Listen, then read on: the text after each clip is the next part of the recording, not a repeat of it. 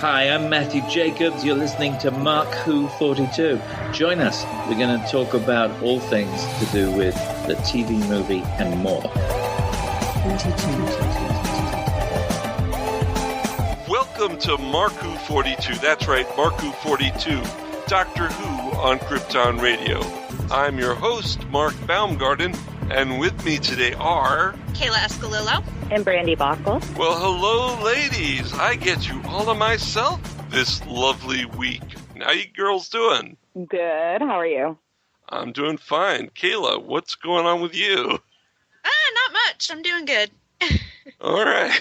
This is a very special show here at MarkWHO42 because we get to interview Matthew Jacobs. If you don't know who Matthew Jacobs is, he was a writer on the Young Indiana Jones Chronicles, but you probably know him, if you're a Doctor Who fan, as the writer and co-producer of the 1996 Paul McGann TV movie, Doctor Who. And we'll be talking with him in depth, but first we're going to...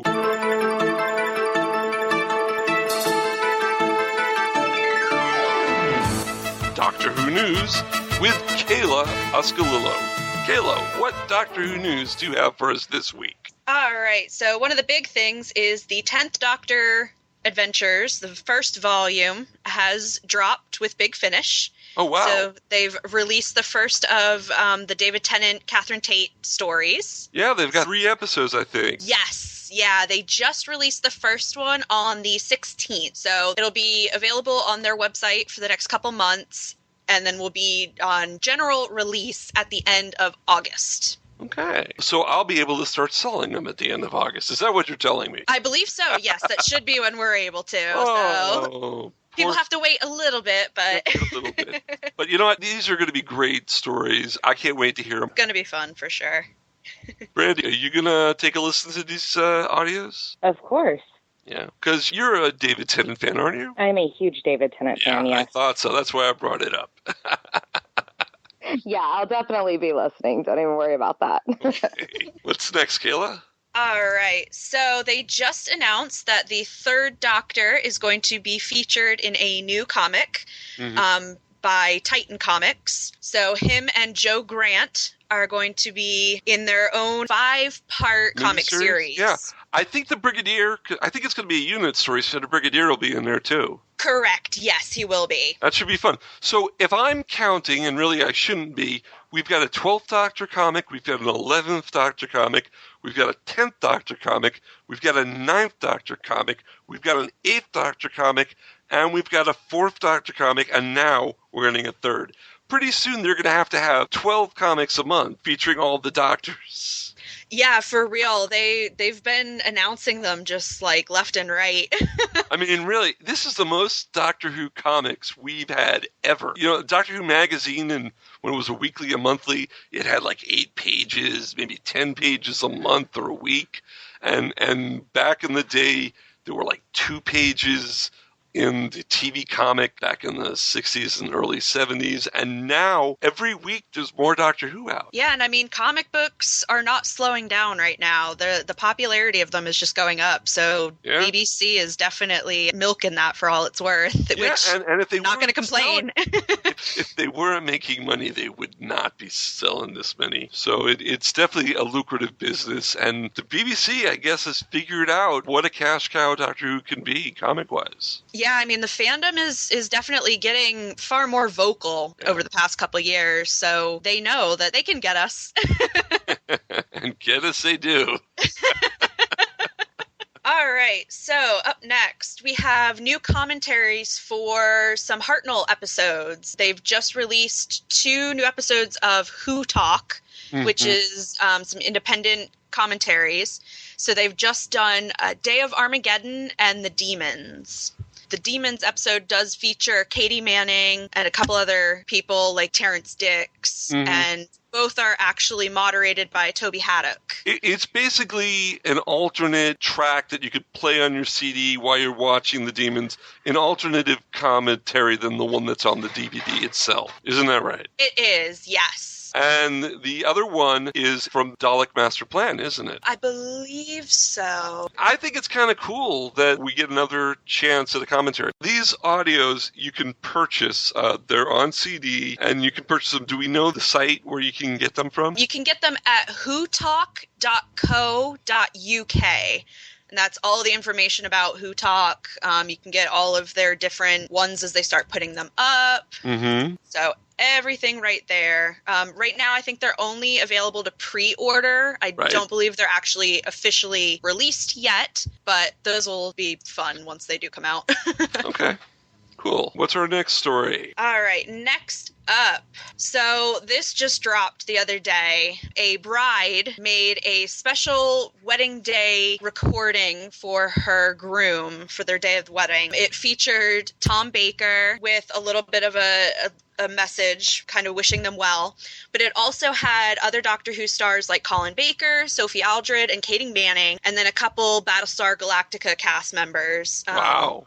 Apparently her groom is a huge sci-fi fan, has gotten her into Doctor Who. His whole attic is full of Doctor Who merchandise. He's got a man cave in his attic. Basically, yeah. He's a huge Doctor Who fan. So for about 18 months before the wedding, she started reaching out to some of these actors and getting them to compile a cute little well wishes video for their wedding. So it's pretty cute. It's a good story. Boy, if Tom can do that, we gotta try getting Tom for the show. I'd love to talk to Tom. Hey, it's worth a shot. All right, and then finish up. I have a non-Doctor Who story. Which so I don't know if go beyond the universe. We are indeed. I don't know if it affects either of you, but there might be some fans out there. The CW, who just bought and transferred over Supergirl from CBS, just recently announced that all 4 of their DC shows are going to have a crossover this season, which is huge. So Arrow, Flash, Supergirl, and Legends of Tomorrow are all going to mix in 2016, and my mind is blown. Now, I read your Facebook posts, Kayla, and you are a big Arrow fan. What's the phrase that you use? Olicity. Oh my gosh. Yeah. We're not even going to talk about how crazy I am. But CW, I mean, DC is knocking it out of the park when it comes to television right now. Like, Marvel has the movies, but DC's television is amazing. And their crossover episodes have always been just huge. So the fact that they're putting all 4 shows together is just completely ridiculous. And I cannot wait to see what they do with it. Now, pardon me if I may. I haven't actually seen it yet. I'm going to have to binge watch Supergirl in a couple of weeks. But the Supergirl Flash team up, they were supposed to be from alternate universes. Is like an Earth something, or not Earth 2, but Earth something else, right? Correct. Yeah, she is technically in a different Earth than what the Flash and Arrow and Legends takes place in. Do you think they're going to, because they're all on CW now, they're going to bring Supergirl into the same Earth? Or I don't know. I think they might keep her in a different one and just kind of toy around with the whole alternate Earth things again. Because, I mean, if Supergirl was in the same universe, then Superman's in the same universe. And so, I mean, it brings a lot. Batman, I guess, would be in the same universe. They could really go crazy here. Yeah, it'll definitely be interesting. And, with them having Gotham on another thing, and, I mean, technically that's in a different time as the CW shows, I don't know if they would ever do anything Batman-ish just because of that. True. But who knows? As long as Gotham stays on the air. And it will, because it's a damn good show. Yeah, it is. DC just totally has the monopoly on television right now. They are just, kicking it out of the park with each of their shows. So I'm really excited to see what we get as the seasons go on. Yeah. Now, I have a question for you, Kayla. Yes, I probably have an answer. Do we have any birthdays? We have, I believe, one birthday. We've got a birthday? All right. Not very many, but on the 24th we had Jim Broadbent. I know who he is. But Jim Broadbent was one of the doctors in the comic relief Curse of the Fatal Death. He was the shy one. Yes. 11. He was 11. And on top of that, at one point, he was up for the role of the Doctor back in the day in classic series. He was one of the people that they were trying to get to be Doctor Who. So happy birthday, Jim. Oh, wow. That's our news. That's our birthdays. I think we're going to go take an early break, guys, because we've got a great show for them, don't we? Yes, we do. We've got Matthew Jacobs, the writer and co-producer of Doctor Who. You know, that 1996 TV movie with Paul McGann? You know, that thing. He's done a lot of other stuff, too. And we're going to talk to him about all of that next here on MarkWHO42 on Krypton Radio. Hello, I'm Nicholas Briggs, the voice of many monsters on Doctor Who, and executive producer of Big Finish Productions. And I'm pleased to announce that MarkWHO42 Books have joined forces with Big Finish to bring you Big Finish Audio. There's this fellow who calls himself the Doctor, and he says he has saved me, and we are in his time machine. You're right. I think I've broken something. What about you? Yes, I'm fine, thanks. I rather think I broke your fall. Oh, sorry. MarkWHO42 Books will now offer to bring you the best in Big Finish audio. But why are they here? How do you do? I beg your pardon? Oh, no need to. I'm the Doctor, and this is... I am Leela. By all means, please do come out to play, Doctor. I'm waiting for you. To find where MarkWHO42 Books will be, go to markwho42.net or on their Facebook site at MarkWHO42. What are you saying? They fizzled in somehow, like the TARDIS? Yeah, transmat from another dimension. The TARDIS doesn't fizzle. It's more of a... Also go to markwho42.net and download my interview with the team. You're executive producer at Big Finish Productions. Correct. Correct. Is this a quiz? MarkWHO42, taking you to the Whoniverse and beyond. Hi folks, this is Christian Basil, MarkWHO42, and if you've been lucky enough to catch us at conventions and wondered how you could hire us to come to your convention or special event, simply go to Heroes on Hand, click the podcast icon, and click the icon for MarkWHO42. On our page on Heroes on Hand, you can actually click the button that says click here to book MarkWHO42 for your next event, and that's all you have to do. Once again, if you wanted to hire us for your next event, simply go to heroesonhand.com, click on podcast, click on our icon, and click the green button to book us for your next event. You're going to love us. We'll see you there. This is Paul McGann, the 8th Doctor, and you're listening to MarkWHO42. Welcome back to MarkWHO42. That's right, MarkWHO42, Doctor Who on Krypton Radio. I'm your host, Mark Baumgarten, and with me, of course, we have Kayla and Brandi, and we have our very special guest today. We've got a man who, in my opinion, helped save Doctor Who when it wasn't doing well at all. I can't say it any other way. I'd like to introduce Mr. Matthew Jacobs, the writer and co-producer of the 1996 TV movie. Hello, Mr. Jacobs. Hi there, Mark. How are you? I'm doing well. Good. So we're going to be talking about Doctor Who and how you brought it back in 96. But before we do that, let's do a little background about you. Can you tell us a little about your career before that?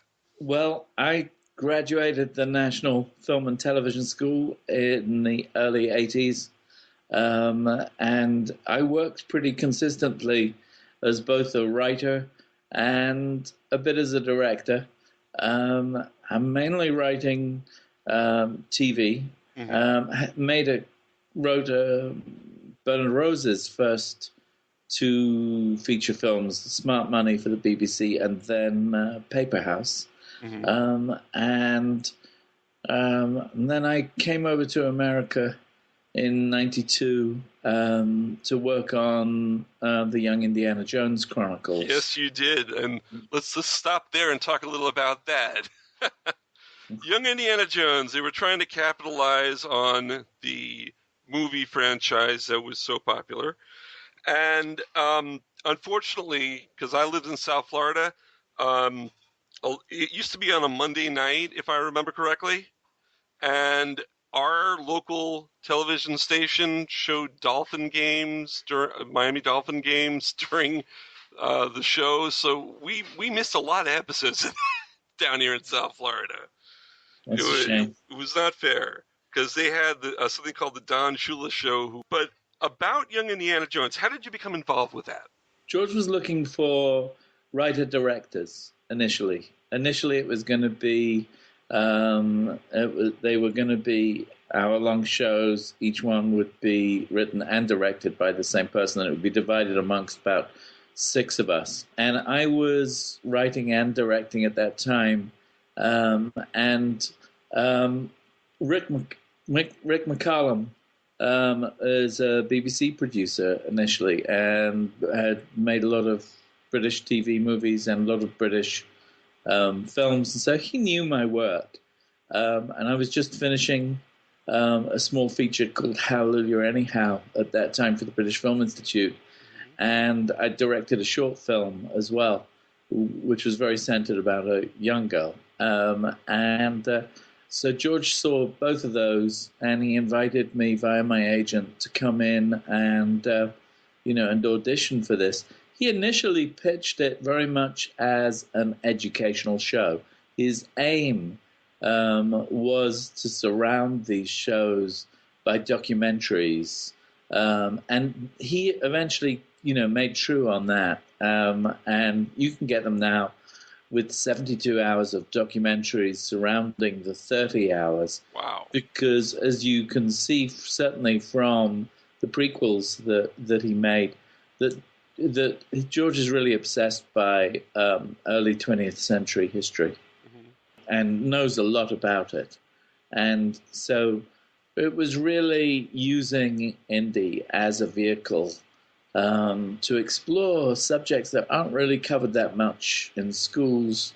And it was constantly a battle with ABC, who would turn around and say, we've tested this. Nobody knows who Picasso is. And so you can't do a show about Picasso. And we would basically screw up the notes, throw them in the fireplace, and do what we wanted. And it was developed very close. It was a pet project of George's. He would have us out at the ranch for weeks on end. We'd build the stories with him. We'd go out and test how we could make these sequences on the cheap, because we only had like $1.4 million, $1.2 million for each show. So we'd often have to do like Ed Wood and find a piece of Paramount footage from a movie that nobody had seen, like Havana, and cut in the shots. If I remember, MacGyver did a lot of that too, taking old movies and cutting them into their action sequences. Which of the 2 versions of Young Indiana Jones did you prefer to write for? Because I know there was a little kid who was going around with his tutor, and then there was Sean Patrick Flannery, older. I enjoyed the older Young Indiana Jones. The older Indy was definitely closer to the one that everybody loved, and also his transition.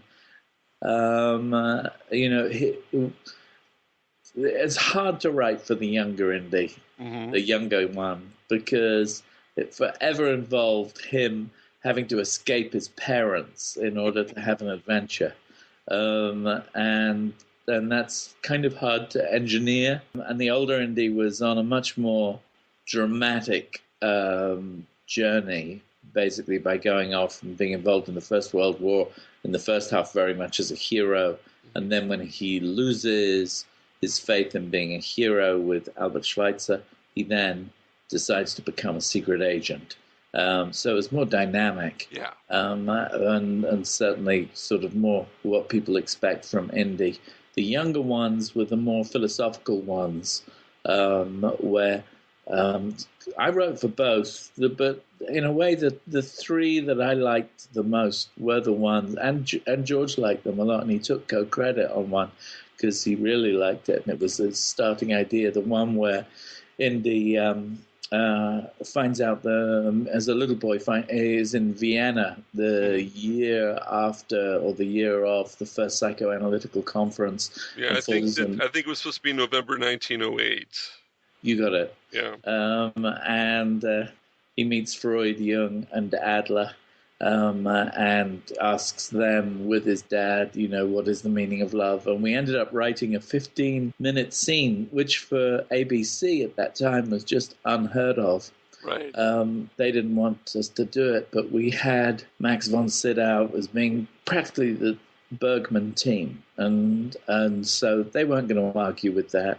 And at the end of the day, we did what we wanted. So writing for both of them was great. I did it about even, I did about 2 or 3 of the older ones and 3 or 4 of the younger ones. But I think at the end of the day, I actually enjoyed writing for the younger one, except it got a little gooey. I can definitely see that. Now, that was, of course, back in the early 90s. And, actually, and something because we do have listeners around the world. So we're not just America, where we're doing our half from. You wrote for Ruth-rundell-Mysteries just before that, didn't you? Yes, that's right.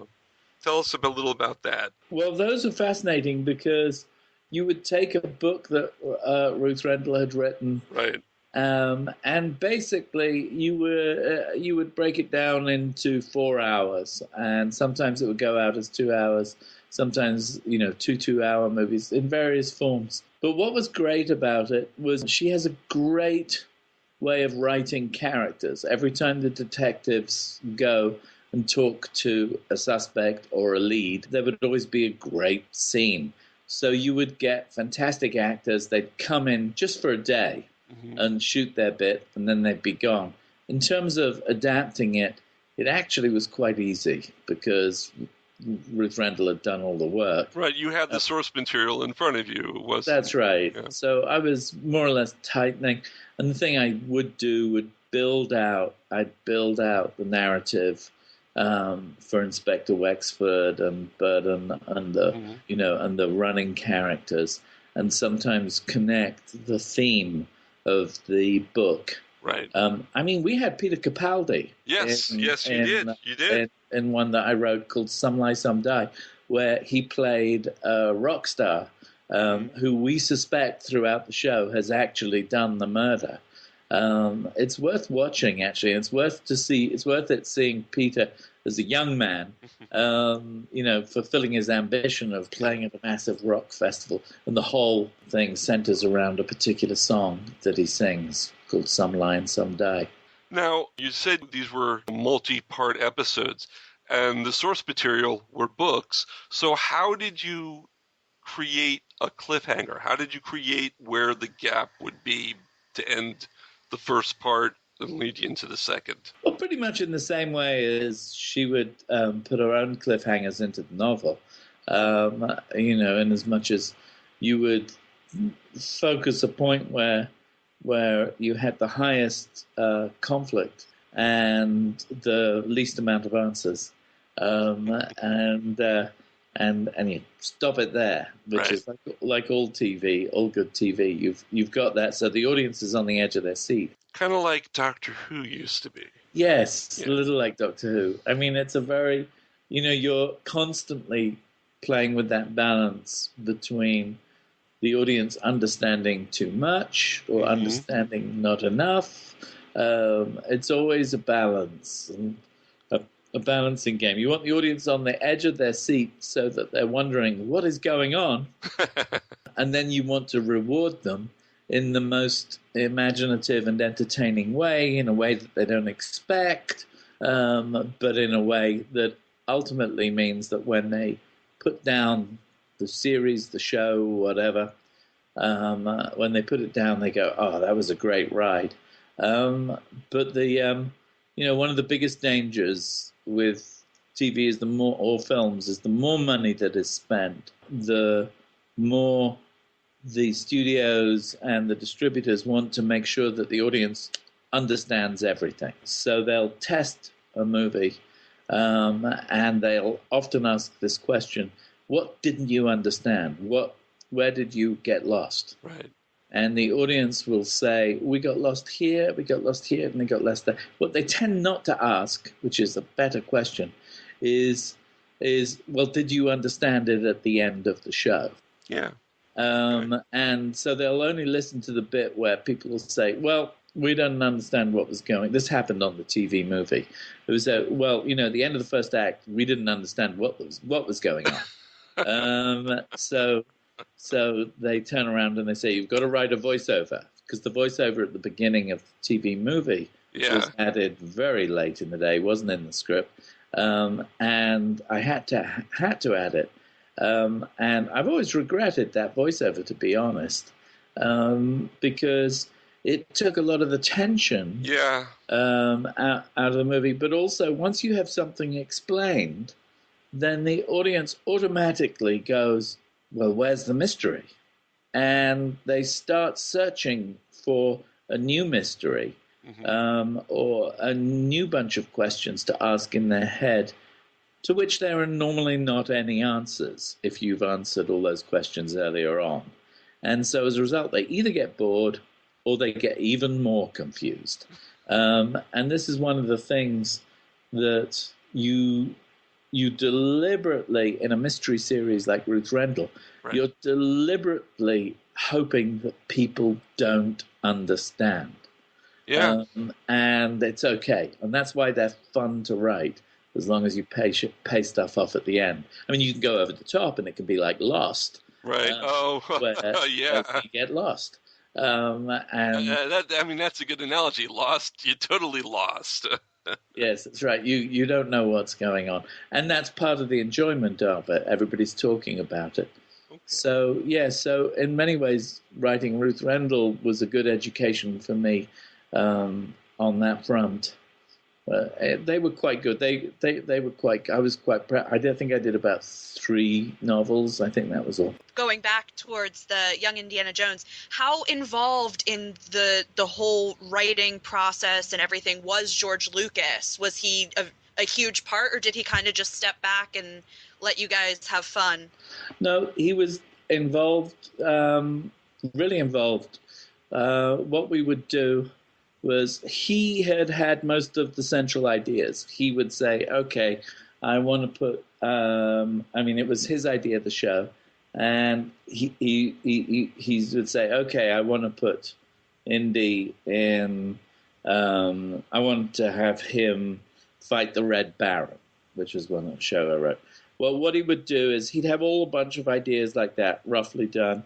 And then he had his researcher, Debbie Fine, and she would pull together all the material, just because he had a fantastic library at Skywalker. And this was before Wikipedia.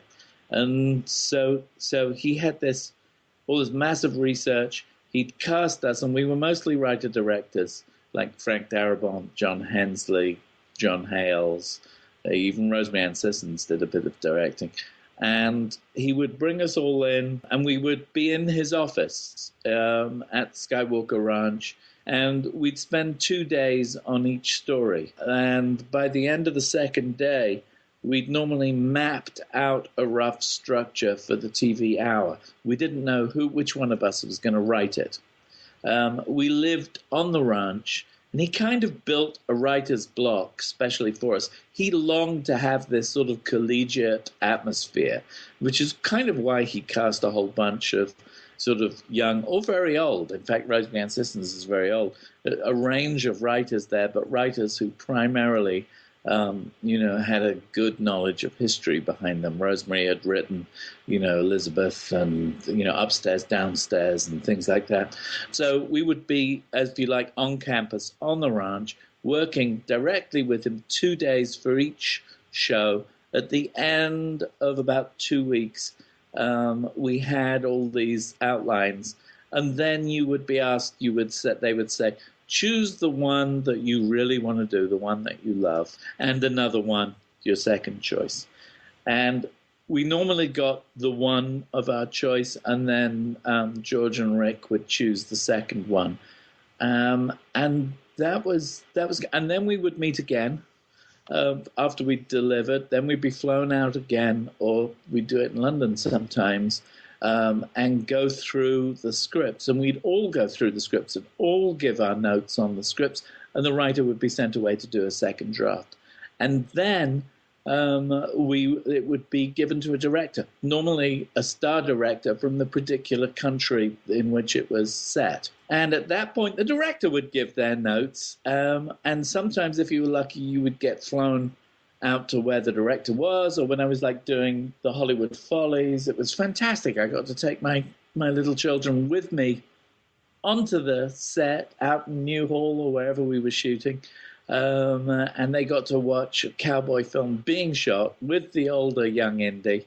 And it was rather nice. It's rather touching if you think about it, because I was doing for my kids what my dad did. I was about to bring that up, because your father was Doc Holliday in The Gunfighters with William Hartnell, and when you were 10 years old, you got to go on set with him. You came one day. That's right. Can you tell us a little about that day? Do you remember? Well, I was young, so my memory is it's pretty spotty. But I remember it was a fantastic day. They were my two heroes. It was my birthday treat, and I got to meet the doctor, and I sat in a seat behind the bar, and in the saloon, behind a picture that would be slid back and forth so the camera could poke its way through. And I remember that. That's why I wasn't there at the OK Corral scene. That was shot on the stage at Elstree, I think, Did you or get Ealing. to meet William Hartnell? Yeah, it was William Hartnell's show. Yeah, I've talked about that quite a bit before. I think, it's just mainly a sweet memory. And I wish I had a memory like that. Yeah, no, it was a nice one. And it certainly, helped later on. Certainly was one of the reasons Phil Segal was very enthusiastic, because he felt as though I had it in my blood. Right. And it was ironic at the end of the day that, I think you'd call it ironic, the end of the day, that was an adventure about the Doctor arriving on Earth, and there's another Doctor. Yeah. And I didn't realize this till I went to Long Island Who, and they did a thing about gunfighters, which I was on the panel for, and I went, oh gosh, both times they've been about the Doctor coming to America, and he's with another Doctor. Have you watched the new show? Yes, I have watched it. Not so much, simply because after the TV movie didn't get picked up, I went on to other things. Yes. And kind of left the show behind. I didn't even know that Paul was carrying on that much with Big Finish. It was a little bit there. But it was nice to know that Paul's Doctor was staying alive. And then when it came back in 2005, I did watch it a few times, and there was a sense of vindication, really, because a lot of the things that we were trying to do, they continued, and they succeeded in doing them better. Wasn't so strange that the Doctor kissed someone, was it? No. Not anymore. No, and even now they're talking about, the hybrid. Yeah. And, is he, that debate is still going. As to the whole half-human thing. From my understanding, correct me if I'm wrong, you did acting and stuff before you got into writing. Is that correct? Yes, I was a child. A triple threat. Yeah, unfortunately. It's either that or I've got control issues. So I was a child actor, and in fact, the director of Gunfighters, Rex Tucker, that was when he met me. And then about a year later, or a couple of years later, I can't remember exactly when. Yes, a couple of years or a year. No, about a year later, he was doing a TV show for, what would be called Masterpiece Theatre here. And he called up my dad and said, "Would you bring in your son to audition?"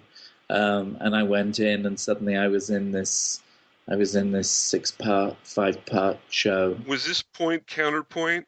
Yeah, Point Counterpoint. You've done your work. Yeah, that would be 1968. So that's right, 2 years or something. 2 years later, yeah.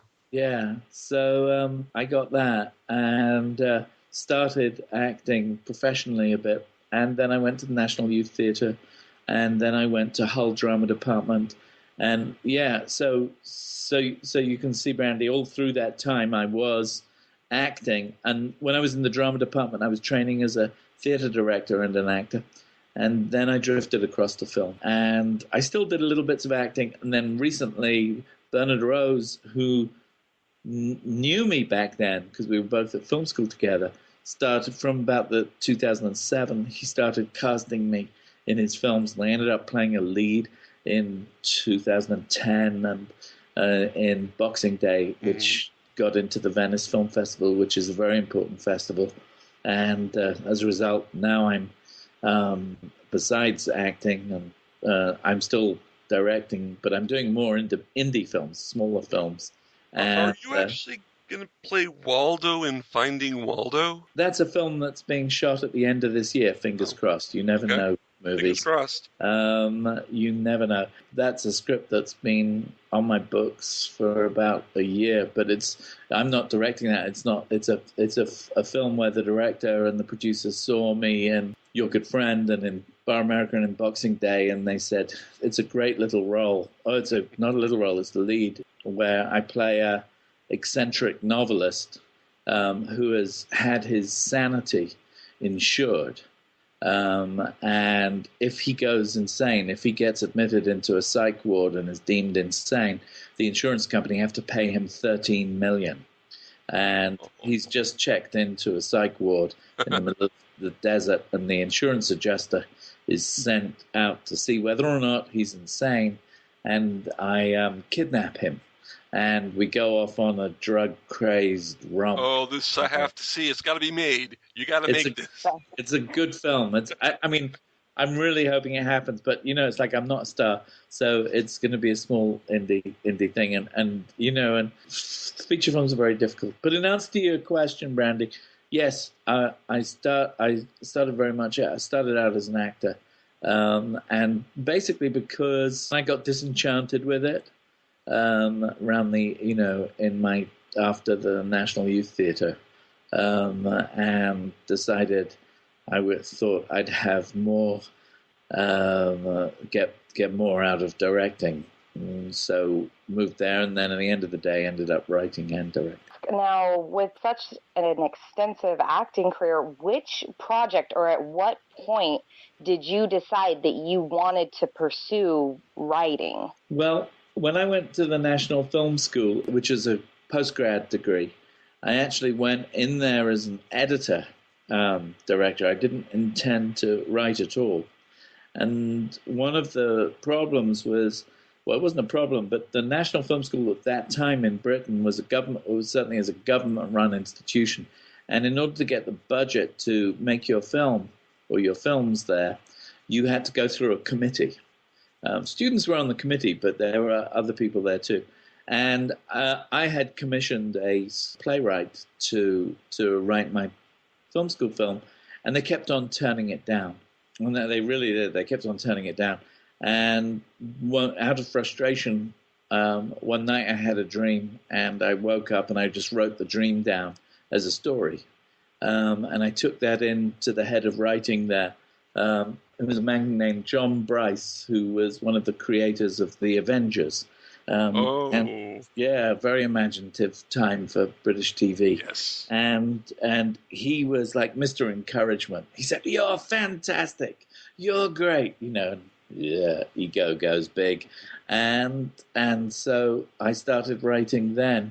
And then I was broke as well, and he got me a job reading for rank distributors. So every week I would read a couple of scripts and write notes on them, scripts that were being made because they were deciding whether or not to distribute these films, which are already being made.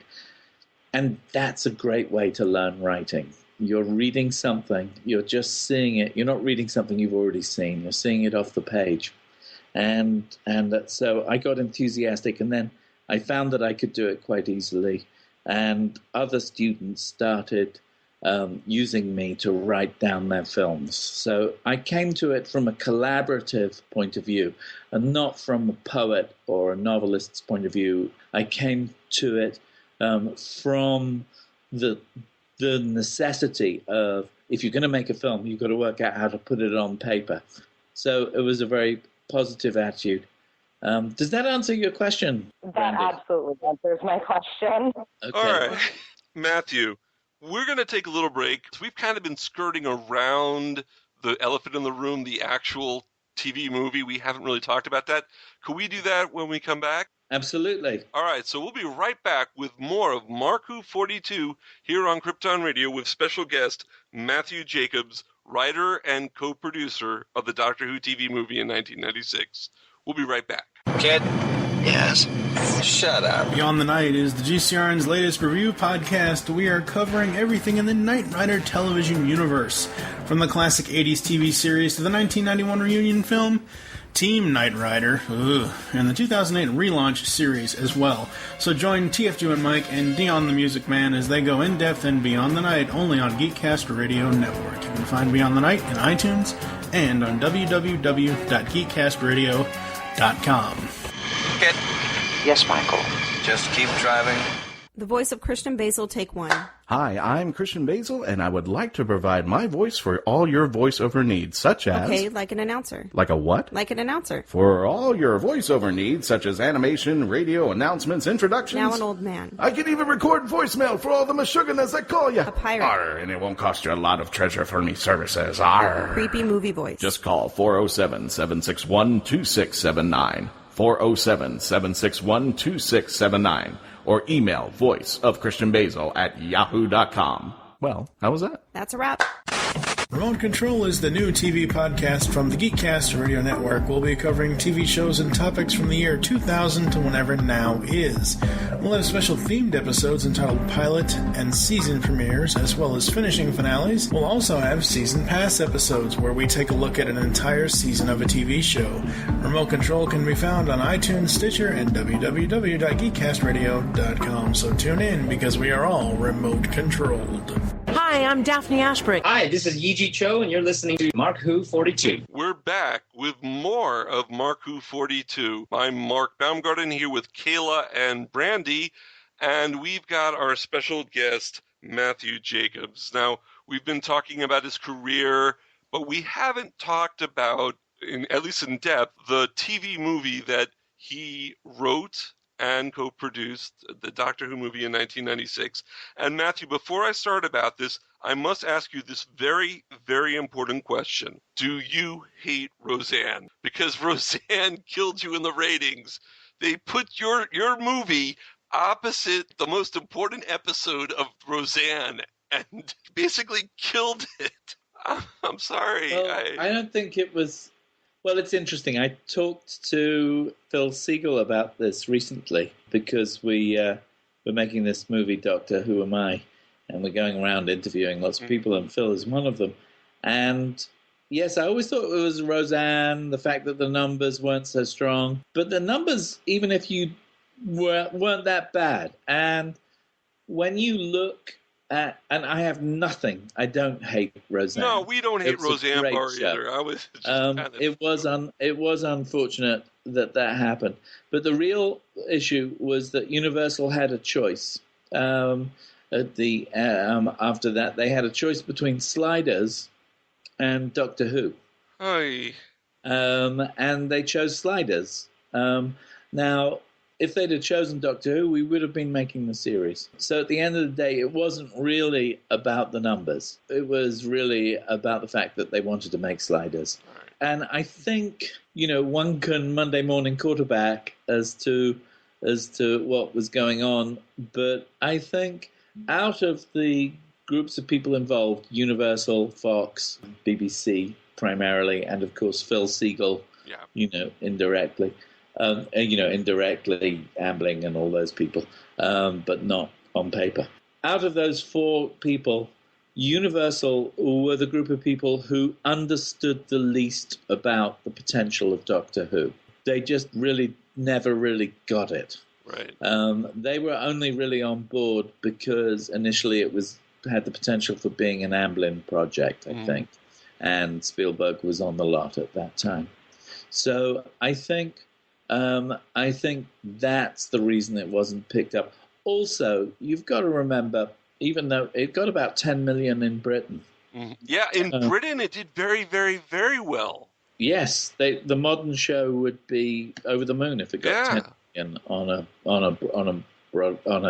first broadcast. So it wasn't really the numbers game. It was a question of attitude, and also the BBC weren't really that in love with the Doctor. No, there was a bit of a love-hate relationship with the BBC and Doctor Who since the show started, if I'm correct. Yeah, and they were dragged screaming to making an American version. And Joe Wright was wonderful, but basically they kind of didn't really want to do it. Well, how did you get the gig, first of all, to do the movie? Everything, when you get jobs, is kind of sort of interconnected.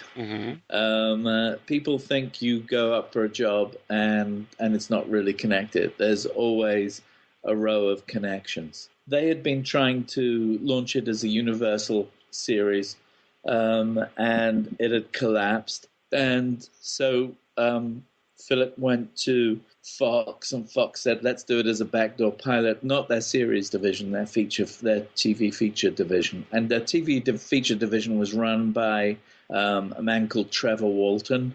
And I knew Trevor. We were both in the National Youth Theatre together, both Brits. And he was reminded of me for some reason. I don't know who.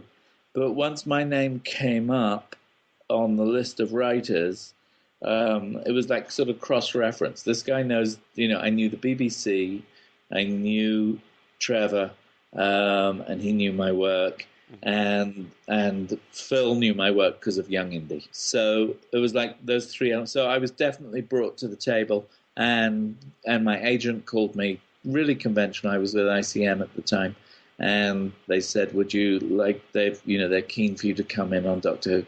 Come in with a pitch. I came in with a very, very simple pitch, which was Doctor Who Am I, where the Doctor, as his regeneration goes wrong, and he has to spend the show working out who he is in order to save his companions and the world they're in. And it was a very solid pitch, because in doing that, you were going to introduce the Doctor to the American public, who for the most part didn't know who he was. Right, just geeks like me. Yeah, well, lots of people, there was a strong following. We had a very strong following in the United States, because PBS showed the episodes over and over and over. I know. Well, it was a strong enough following for them to let us have, 6.5 million and to make it.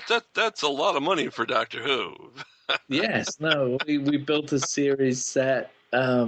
We did a lot, and because my pitch was very strong and very simple, and they could all get it, they greenlit the script quite quickly. Did the original idea have Sylvester McCoy in it, or yes, it did? Yeah. So it was from the beginning. Always, you were going to have the regeneration. Now, was it always meant to go the way it did, that he gets shot and it's basically the anesthesia that kills him, or was there a different regeneration in your original idea? In my script, it was always that he lands into as far as I remember, it was always that he lands into the middle of Chang Li's terrible gang fight, whatever was going on. And it involved the father a bit more, Chang Li's father, and we had more story behind the whole Chinatown thing, I think, and it was clearer that scripts change, but yes, it was always him being shot out and regeneration. The master plot, I think, developed more as it went along. So that became different. So you're saying the master part wasn't in the original idea? Oh, it was. I can't remember. I can't remember. I think in the original idea that I took into pitch, it wasn't the master. I just came in with a broader pitch. And I think because of the in and out with it was debate to be had with Philip as to who the villain would be, because there were all sorts of considerations to be had there. We couldn't get the Daleks; they were owned by Terry Nation. Mm-hmm. I don't think they had the rule. I don't think they had clearance on that. You were also a co-producer on it, so did you have a part in the process of the casting? Not really.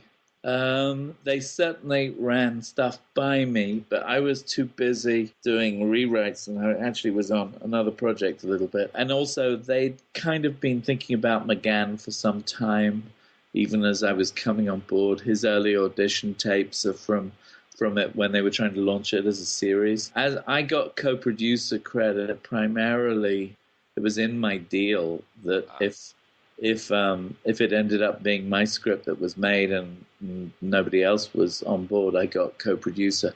But they knew that was going to happen quite quickly. So I got that credit quite quickly. My participation as co-producer was mainly that I would see the rushes, I would be involved, and they'd listen to me a little bit more. But I didn't really have any power. Co-producer, whenever you see somebody's got co-producer up there, it means that it's a more down-to-earth thing. They're not like the executive producer. Okay. Did you agree with most of the casting? Yeah, I did, actually. I liked it. They needed an American star.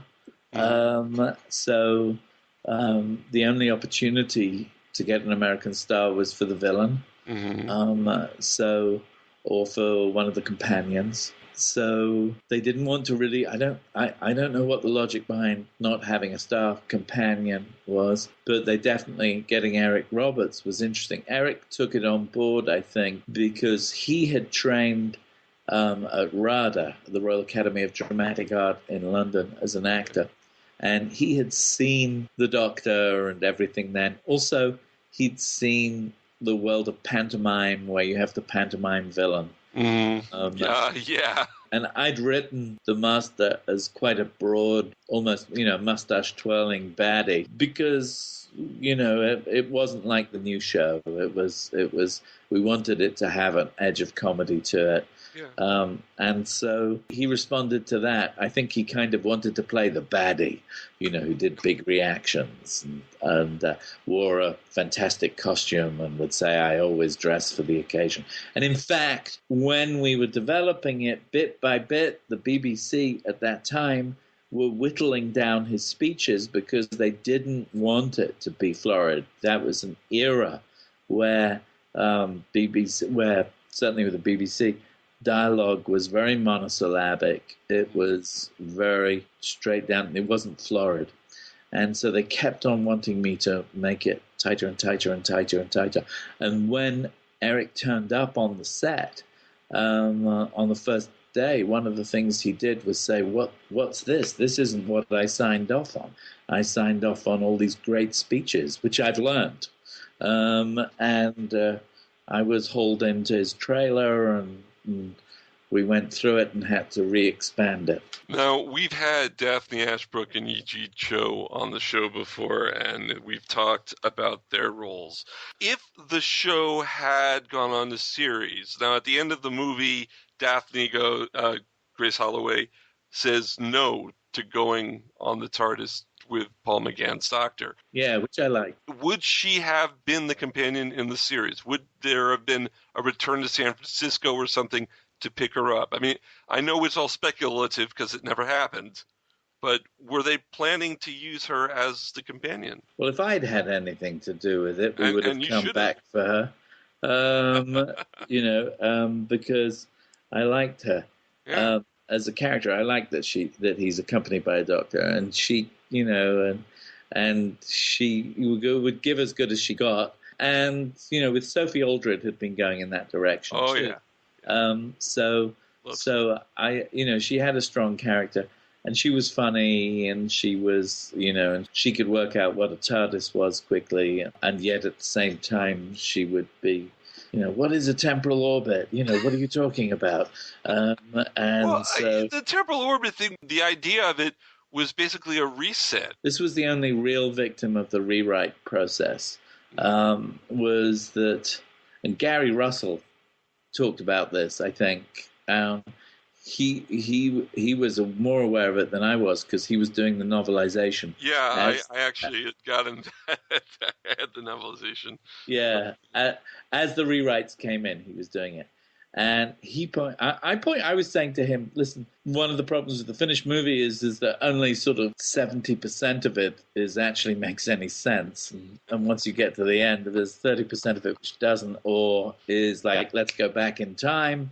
They're going to come back to life, easy peasy. Yeah, that never happened in the original show. Lots of, let's do it like that. So a lot of it was like swept under the rug. And he pointed out, and he's right, which was in the earlier drafts, temporal orbit had a full-on definition and was all worked out. Temporal orbit was basically where you go when you drop out of time. Okay. And you can, and you completely dislocate yourself. Okay, so kind of like where the TARDIS went in Legopolis when it went outside the universe and they could see the entropy effect take away everything. Yeah, from more like the classic that. series. Okay. It was, so it wasn't like traveling back in time. Mm-hmm. It was out of time. It was out of time. Sideways. Not that would particularly help the convenience. Well, no, not really. But you're right. Temporal orbit, it sounds better than it is. Brand, yeah, it's a great movie. I enjoyed it immensely. I was so disappointed when it wasn't picked up. Sliders was an all right show. I like Sliders, but I would have rather had Doctor Who on my television every week. So would I. Yeah. Oh, definitely. It would have been it was a massive thing when it didn't happen. And it was probably more devastating for me than I know. That's why I stepped away from that world. Would you ever go back to it? Yes. Well, that's what I've done. In 2013, when Paul was brought back for Night of the Doctor, suddenly people started getting interested in the TV movie again, full time. It was like he'd always been recognized in canon, I think, really. Yeah. He'd always been recognized.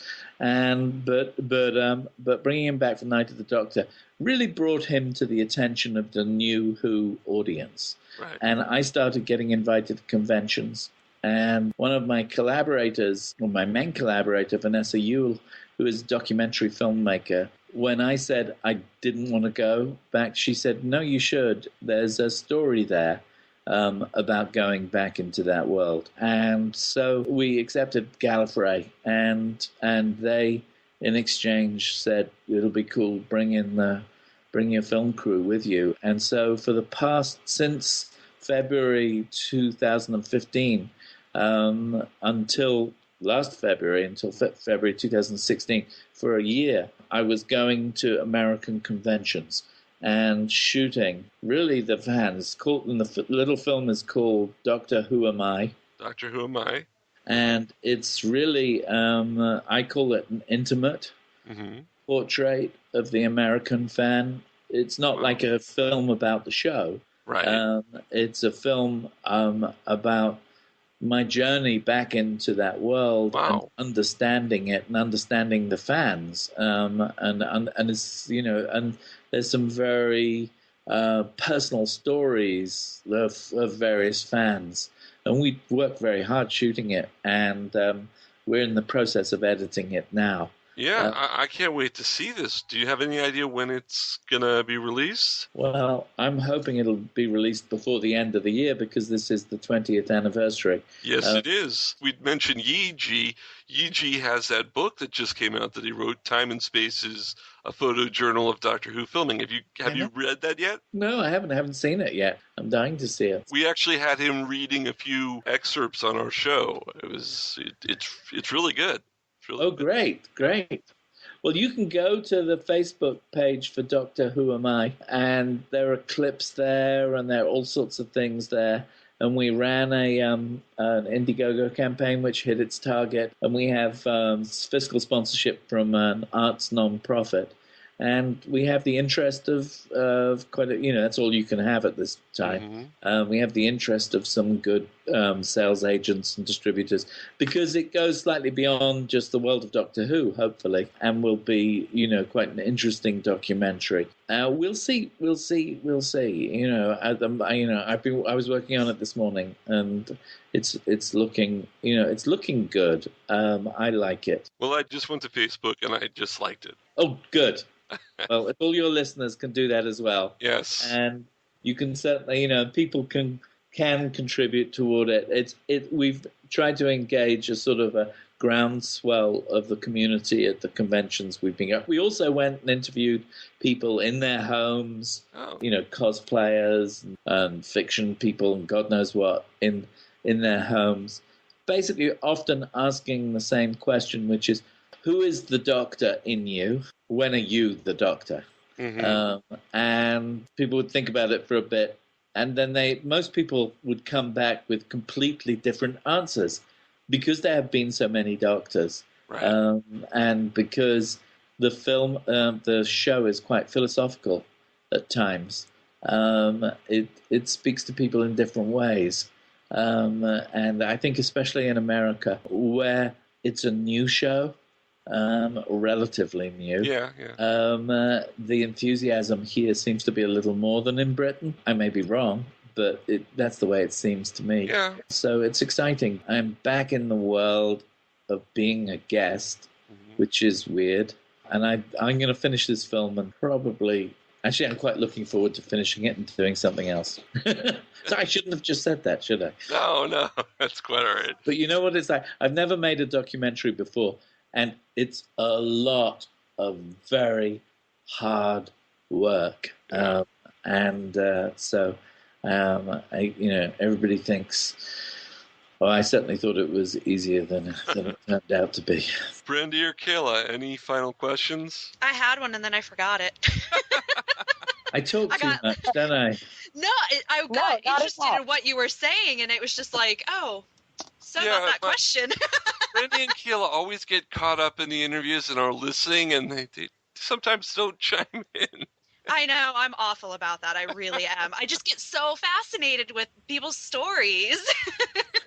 And your story is very, very interesting.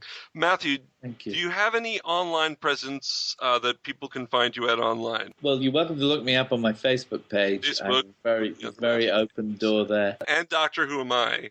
Doctor Who Am I is the best window. Yeah. And then I have a promotional site, but we're just changing that actually. But you'll get automatically referred. It's mjbjacobs.com. And do you tweet? I tweet, yes. What's your tweet sign? At mjbjacobs. MJB Jacobs. Yeah, M for Matthew, J for jail, B for bird, and then Jacobs. Gotcha. All right. Well, Matthew, we want to thank you very much for spending the time with us here at MarkWHO42. Oh, listen, it was a pleasure, Mark. Thank you so much, and thank you so much, Kayla and Brandi. That's great.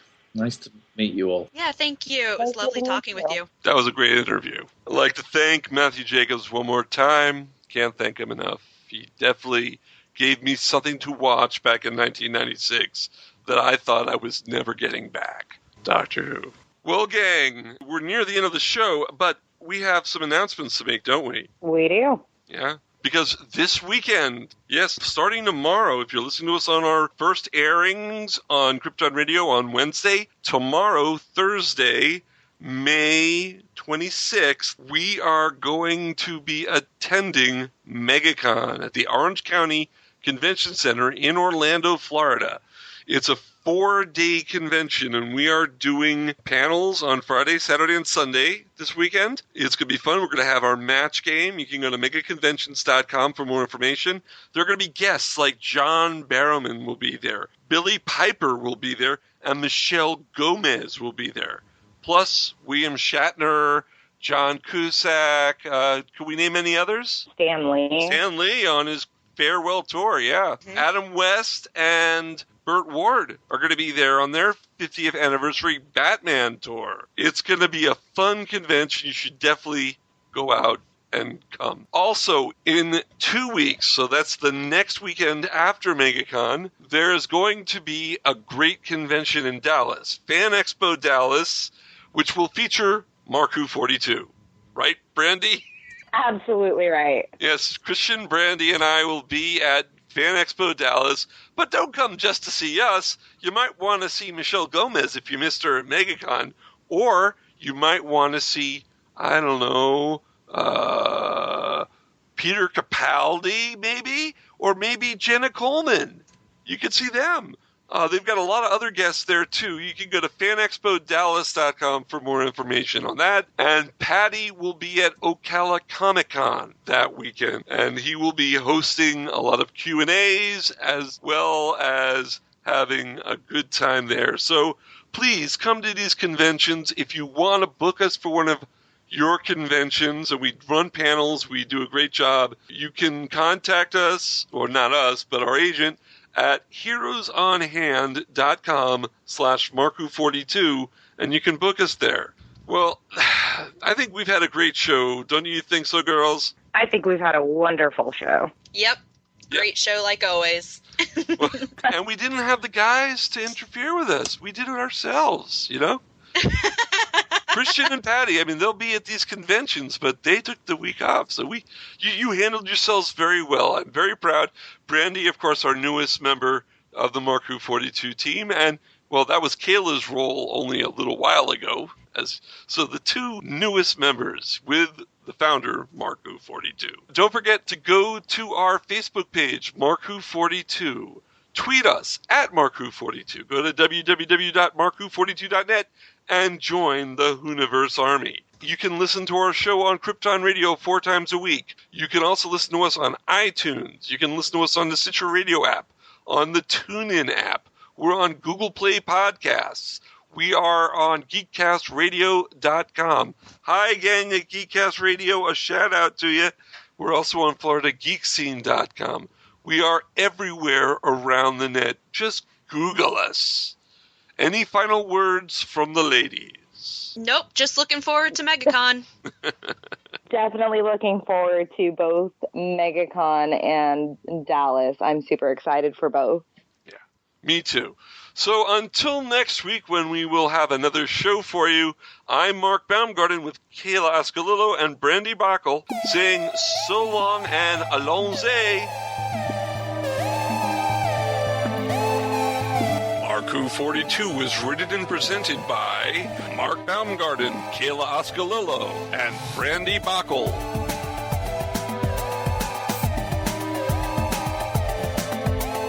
This episode was edited, directed, and produced by Mark Baumgarten.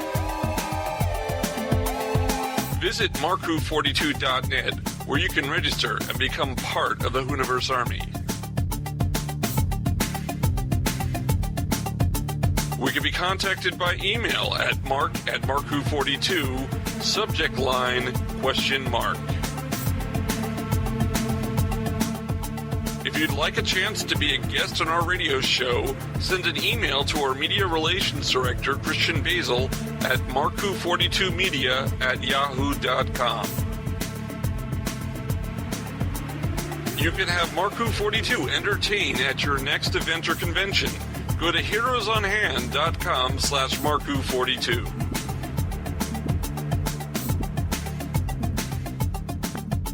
Doctor Who and its properties are owned by the BBC, the British Broadcasting Corporation.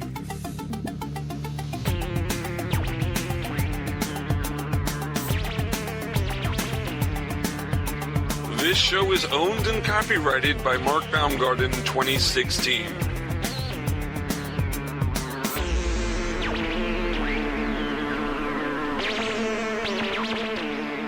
This is Krypton Radio.